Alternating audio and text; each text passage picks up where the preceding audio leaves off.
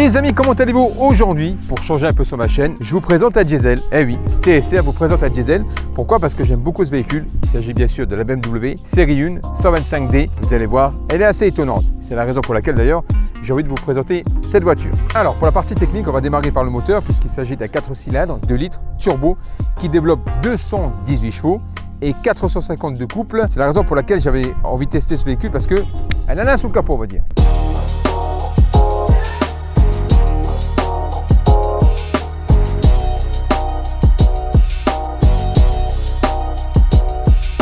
Bon les amis, vous voici à présent à bord de cette très sympathique série 1, donc la 125D. Alors ma première impression à bord, c'est tout de suite indéniablement le confort, puisque là on est sur le pack M Performance, du moins les sièges, et l'extérieur on est sur un pack M, mais on y reviendra tout à l'heure. Donc comme je vous dis, on est sur des sièges Alcantara M Performance, ils sont vraiment géniaux. De toute façon, côté assise chez BMW, ils n'ont plus rien à prouver, elle est juste parfaite. Déjà d'une part, par son confort, on a une assise très confortable, on a un dossier un peu ferme mais qui rappelle justement un petit côté sportif de la voiture puisqu'elle a quand même sous le capot, on va le rappeler. On a un très bon maintien au niveau des dorsaux. Au niveau de l'ambiance, on a une ambiance comme d'habitude chez BMW assez austère. Alors on est à mi-chemin entre un petit côté sport et un côté citadine berline, on va dire. Je ne sais pas si ça se dit, voilà. En tout cas c'est vrai que ça c'est un petit côté entre guillemets négatif que je trouve chez BMW puisque tous les intérieurs se ressemblent indéniablement. Voilà. Pour ce qui est de la place, évidemment, c'est une 4 places. Donc on a aisément de la place à l'arrière pour mettre des enfants ou même deux passagers sans aucun problème. On a un coffre généreux qui d'ailleurs on peut rabattre les sièges et qui vous procure beaucoup de place. Donc là-dessus pareil, si tu veux partir en vacances pour mettre les valises, c'est juste topissime. Bref, on a affaire à un véhicule qui est un excellent daily. D'ailleurs ce véhicule est fait pour ça, mais pas que, vous allez voir tout à l'heure dans l'essai.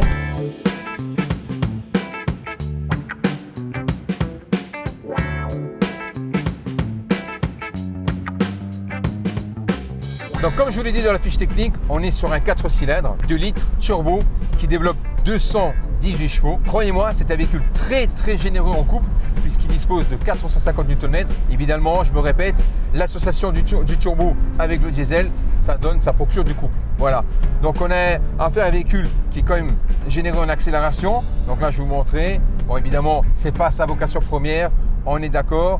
Donc là, ce que je vais faire, je vais passer en deuxième. D'ailleurs, on y reviendra après sur la boîte. Mais là, on va parler tout de suite de moteur.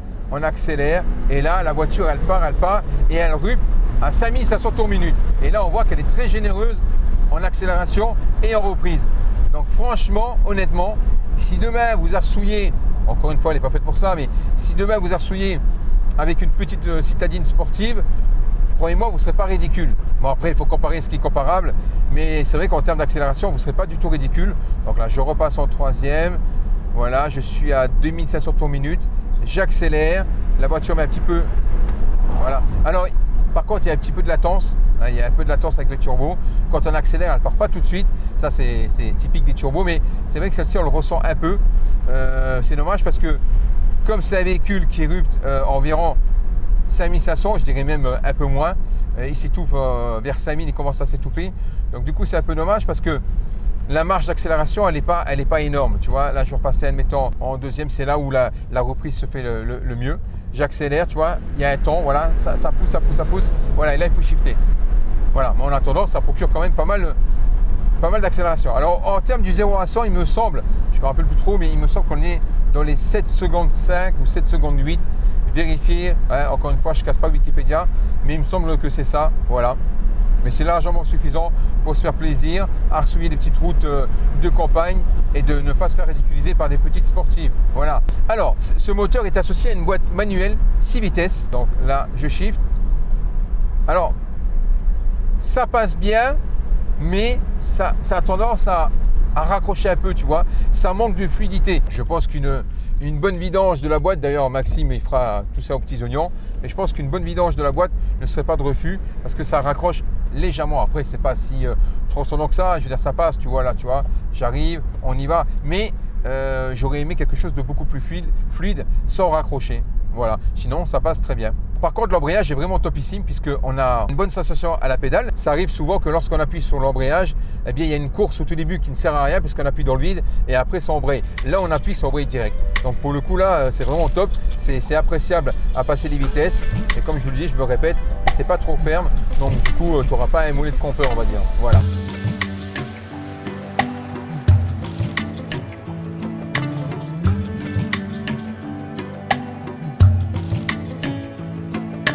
Il faut savoir que ce véhicule dispose plusieurs modes de conduite.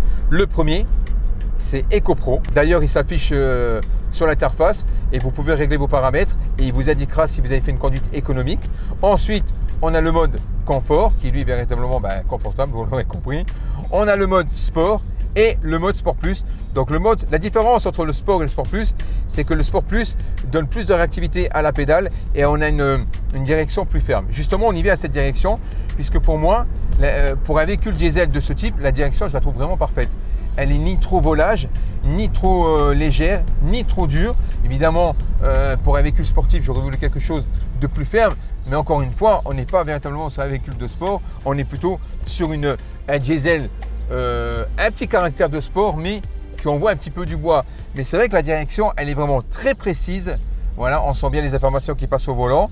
Honnêtement, elle passe vraiment crème. On n'a aucun jeu à la direction. Elle est très communicante. Vous voyez, regardez, je tourne à peine. Voilà. Bon, évidemment, là, je suis en sport en plus. Voilà. Mais si je mets en confort, évidemment, là, on a une direction qui est beaucoup plus légère. Moi, je préfère en sport plus. Voilà. Mais honnêtement, franchement, la direction, elle est vraiment juste aux petits oignons, les amis. Je kiffe la direction de ce modèle. C'est parti, on va parler maintenant du châssis. Alors, on va ressouiller un petit peu puisqu'on est sur les routes de campagne. Donc, il faut savoir une chose, c'est que ma donne va être faussée. Pourquoi? Parce que c'est un véhicule qui a été rabaissé. L'ancien propriétaire avait mis des ressorts.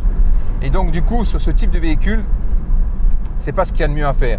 C'est-à-dire que là, tu sens concrètement que dans les courbes rapides et notamment sur les imperfections de la route, on sent que c'est plutôt les ressorts qui travaillent à la place des amortisseurs.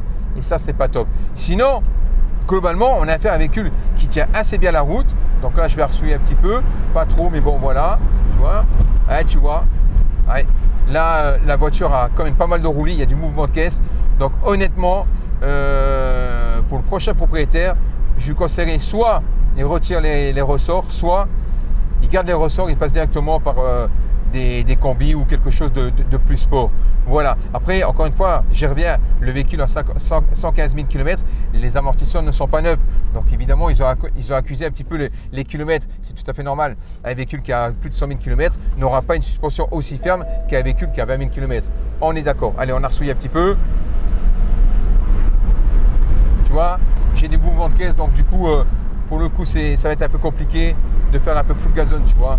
Donc, bon, ça tient, je veux dire, il y a une bonne motricité. Par contre, on n'a pas trop de sous-virage, voilà, mais on a pas mal de roulis. On ne peut pas faire l'essai des diesel sans aborder le côté de la consommation. Donc, du coup, on s'attend à faire des économies. Là, j'ai ressouillé un petit peu, je vous le dis, j'étais environ entre 6 et 7 litres au 100. Honnêtement, c'est rien, c'est peanuts. Sinon, c'est un véhicule, quand je roule cool, notamment en confort, je suis environ 5 litres, même voire de temps en temps en dessous. Franchement, c'est un véhicule qui ne consomme rien, mais rien du tout. Il est hyper économique. Franchement, là-dessus, bravo BMW parce qu'ils ont su faire un véhicule avec pas mal de chevaux pour une petite citadine diesel qui ne consomme rien. Honnêtement, ça ne consomme rien ce véhicule.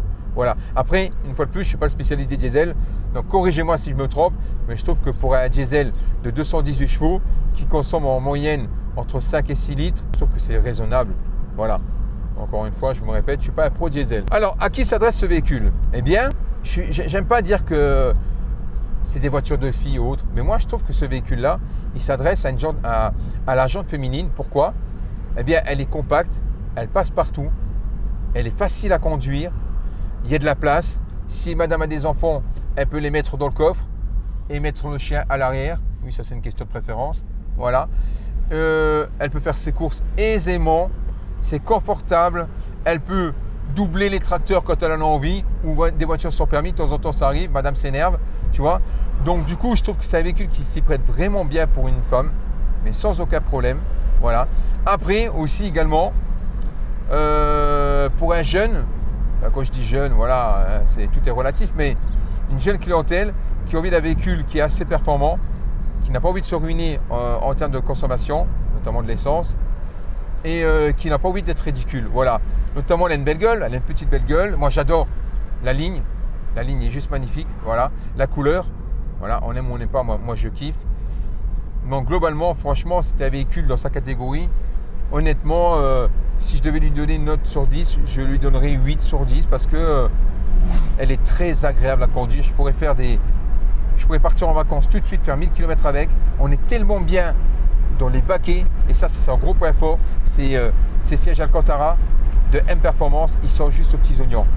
Globalement, c'est un coup de cœur pour moi en diesel. Vous savez que je ne suis pas pro diesel, mais quand ils font des bons véhicules, il faut savoir l'avouer. Et j'espère que dans les commentaires, je n'aurai pas des bouches de vieille à dire oui, mais c'est un mazout, patati patata. Voilà. Bon, je ne vous ai pas fait le 0 à 100, je ne vous ai pas fait la sonorité à bord ou extérieur. Hein, ça ne sert à rien. Je veux dire, voilà, on n'est pas là pour ça. Et puis d'ailleurs, tiens, je vais te le faire si tu veux. Je ferme les vitres et on va écouter si Et là, tu l'auras compris. Silence absolu. Tu pars en vacances, tu cruises, tu es tranquille. Voilà. Par contre, pour les personnes qui ont peur justement d'avoir une sonorité diesel trop présente, eh ben, crois-moi qu'à bord du véhicule, lorsque tu as les fenêtres fermées, tu ne te rends pas compte que tu es sur un diesel. En plus, on a affaire à un moteur qui est super souple, coupleux et souple, je me répète. Et donc, du coup, concrètement, tu n'as vraiment pas l'impression d'être dans un véhicule diesel. Après, évidemment, hein, quand tu vas commencer à être au ralenti ou tu laisses ta fenêtre ouverte, ça s'entend. Hein, voilà. Les chiens ne font pas des chiens, ça se dit ça? Alors, pour les personnes qui seraient intéressées, évidemment, c'est un véhicule qui est mis en vente chez Maxime Automobile, que je remercie d'ailleurs. Il est en vente au prix de 14 900 €. Si vous êtes intéressé, je vous laisserai le lien dans la description. En ce qui concerne les options, je vous rappelle, hein, c'est un pack M avec les sièges M Performance. Le propriétaire a installé des ressorts airbag. Et si vous êtes intéressé, je mets aussi les coordonnées de Maxime, Instagram et le numéro de téléphone. Voilà, donc j'espère que vous avez apprécié un petit peu ce format un peu différent. Alors évidemment, je n'ai pas fait le clip avec les voitures full gazon qui passent machin et tout, parce que je voulais faire un clip plus sage, plus cohérent avec ce véhicule. Et encore une fois, j'ai pris beaucoup de plaisir à conduire ce véhicule. On se retrouve au prochain essai pour la Cupra Leon. Merci Max et à la prochaine les amis. Salut.